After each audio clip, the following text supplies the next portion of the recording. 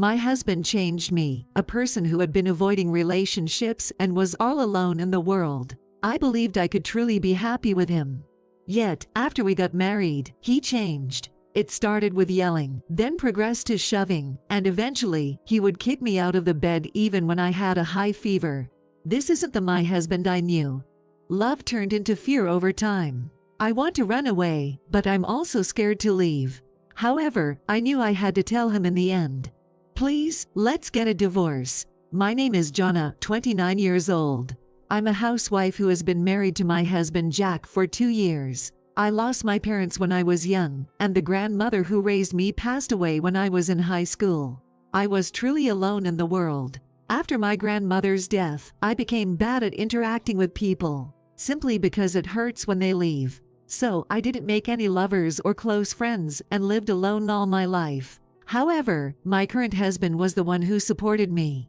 I don't know what he found in me, but Jack asked me out on dates numerous times. Even when I declined, he was persistent, to the point where I found it annoying at first. But eventually, after going on dates out of sheer persistence, I found myself getting swept up in Jack's pace, and before I knew it, he became the most important person in my life. That's how we got married 2 years ago, but now, I'm wondering if continuing this marriage is the right thing. Because Jack changed after we got married. A few months into our marriage, he started coming home less. He wouldn't tell me when he'd be back, and would suddenly return only to complain about everything I did. Why didn't you prepare dinner for me? When I explained that I thought he would be late again today, he would sigh and look at me coldly.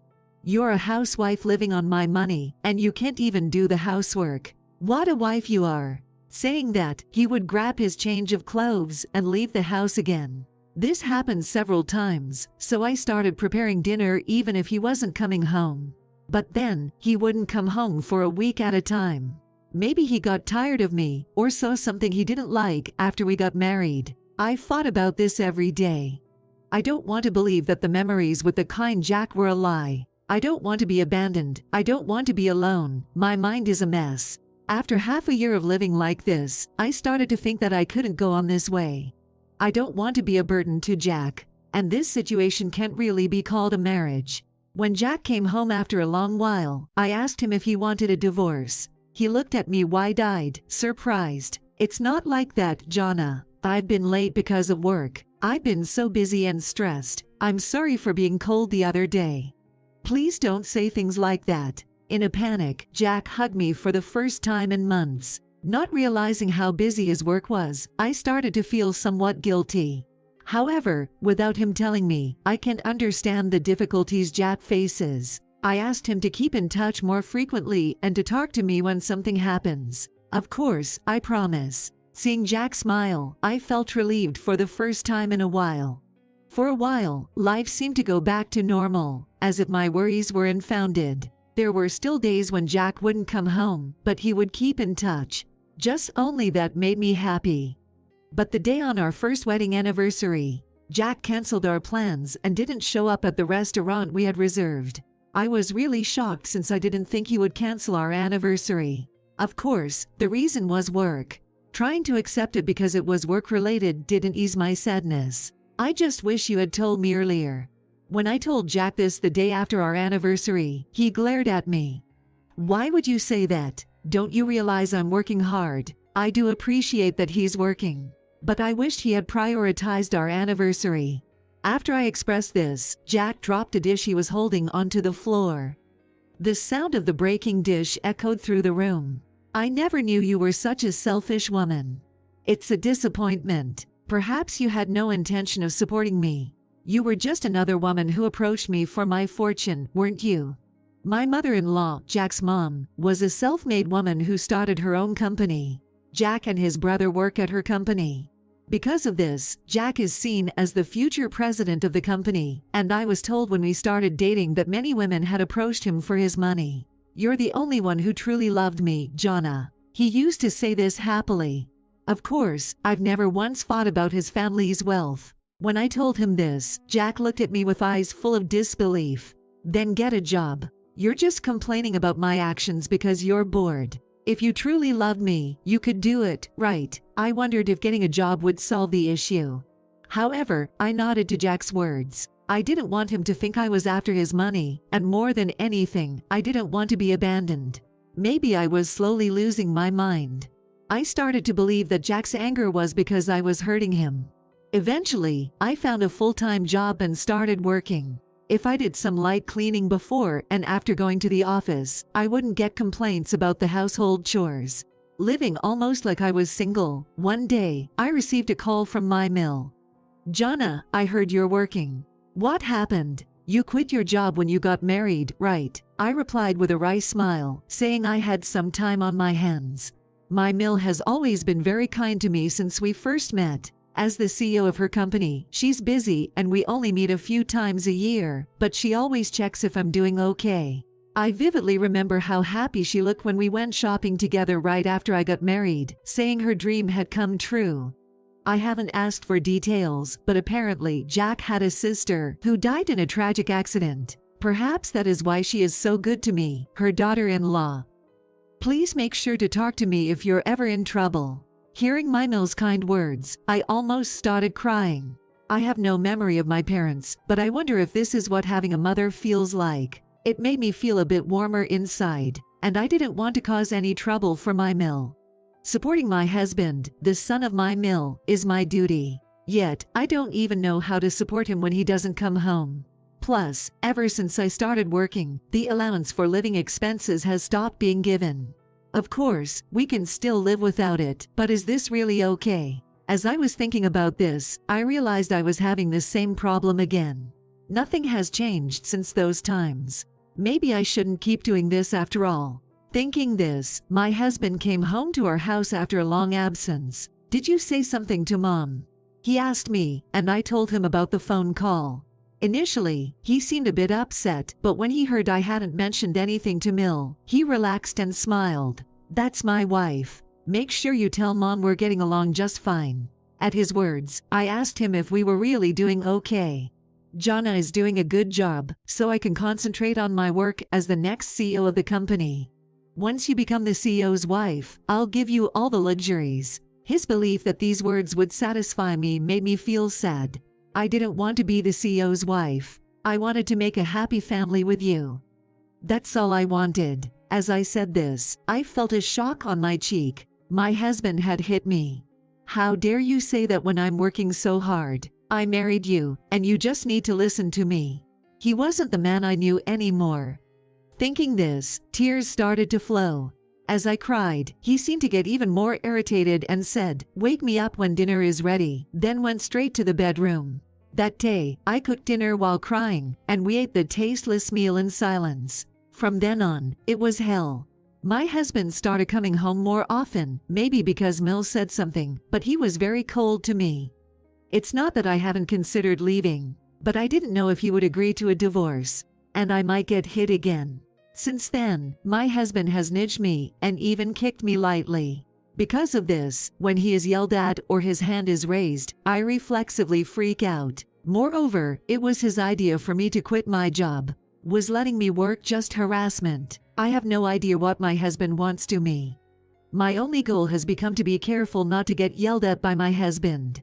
In the midst of this life, my husband invited me to Mill's birthday party. There will be a lot of people there, so don't embarrass me. Go to the salon on the day, and make sure to dress properly. In my difficult life, this was the only event I was looking forward to. Looking forward to seeing Mill, I decided to get through to that day. But worst of all, I came down with a high fever on Mill's birthday.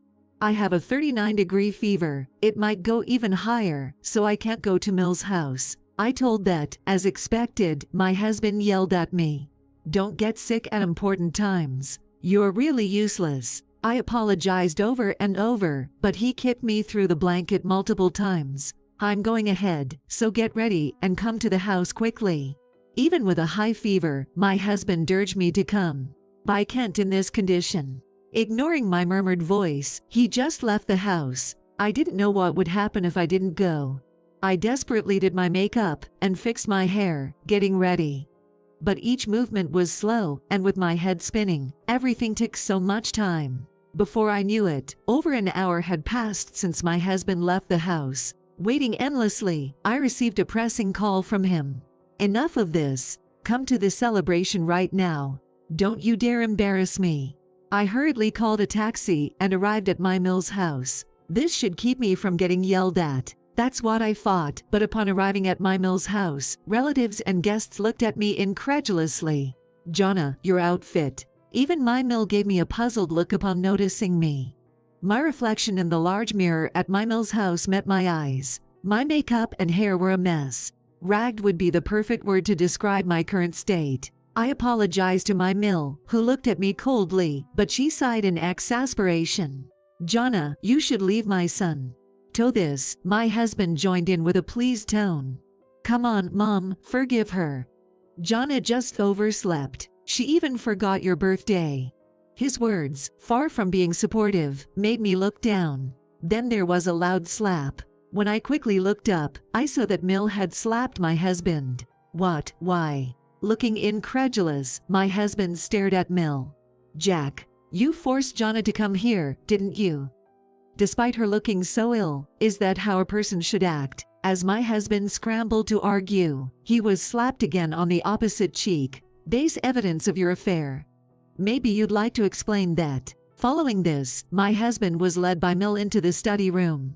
I was taken to the guest room by my Bill, where I rested. Perhaps due to the medicine or sheer exhaustion, I fell asleep as if I had lost consciousness. When I woke up, it was night, and I found my husband sitting formally with Mill, who looked disgusted. Mill noticed me and succinctly explained what had happened. My husband had been seeing someone before we got married, planning to marry her.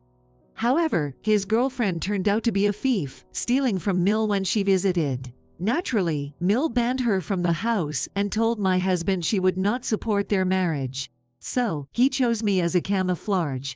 The reason was I resembled his deceased sister, and he thought Mill would like me. He believed if I was accepted, he wouldn't be treated poorly.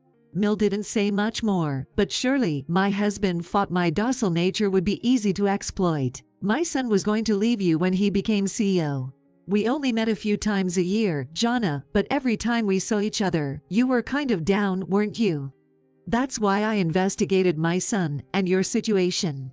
I'm truly sorry for what my son has done." Everything finally made sense to me. My husband had never loved me from the begging. But rather than being shocked, I felt validated. I had been thinking it was time to leave. Any affection had turned into fear each time I was yelled at or hit. "Mill, I'm going to leave him." Mill nodded at my words. "Jack, you better pay a proper alimony and sign these divorce papers and the agreement." When he saw the agreement that his mother-in-law gave him, he said, "What's this about firing me from the company? And an alimony of $50,000. That's impossible." As if it was someone else's problem, my husband asked me for help. "I really loved you, Jonna. It was just that my ex was so persistent. I had to meet her to protect you." Believe me, my husband was in tears. But those tears weren't for me. "I still have the bruise from being kicked by you this morning. I can go to the hospital and get a medical certificate at this point. Sign the papers if you don't want to be sued." Mill seemed unaware of the abuse, and with tears, she kicked my husband out. You're truly worthless. Don't you ever cross our doorstep again. We're cutting ties with you." Afterwards, my Bill stepped in between my Mill and my husband signed the papers while crying. I couldn't help thinking, if you regret it so much, you shouldn't have done it in the first place. But I guess it's partly because I held back that this happened. Watching my crying husband, I vowed never to neglect my own feelings again. After divorcing my husband, I spent busy days preparing to move and looking for a new job. However, my Bill helped me look for a new place, and my Mill introduced me to a company she knew, so I was well taken care of. I was able to find a job in the same field as before, and I received a job offer recently. Of course, I took the exam properly, so I don't think it was a connection hire, but since then, my Mill has been a bit overprotective of me, which worries me. Starting a new life while commuting to a new workplace will be tough for a while, but I feel more satisfaction and reassurance than anxiety. And about a year after the divorce, I ran into my ex-husband Jack, who was waiting near my workplace by chance. I just wanted to talk. He looked pale and his clothes were disheveled, lacking the vitality he once had. To cut a long story short, he was dumped by his girlfriend and wanted to start over with me. I couldn't help but laugh. Then, I showed him my hand. On my right ring finger was a ring I had just received. "I've been dating your brother for a while now. I don't know if we're going to get married yet, but I know he's a much nicer guy than you are. Besides, he is the next CEO of the company." Jack had always arrogantly assumed he'd be the next CEO, but Mill had never chosen him as a successor due to his unserious attitude towards work. "My marriage to you was truly painful, but there's one thing I'm thankful for. Thank you for introducing me to your family. I'm being taken very good care of now." As I said this with a smile, my ex-husband collapsed on the spot. He knelt on the ground, sobbing. It was the moment I realized how good it was to have left such a person. Considering everything with my ex-husband, I honestly can't think about marriage yet. Even so, I've decided to trust again the people who supported me during my toughest times. This time, I'll live honestly with my feelings.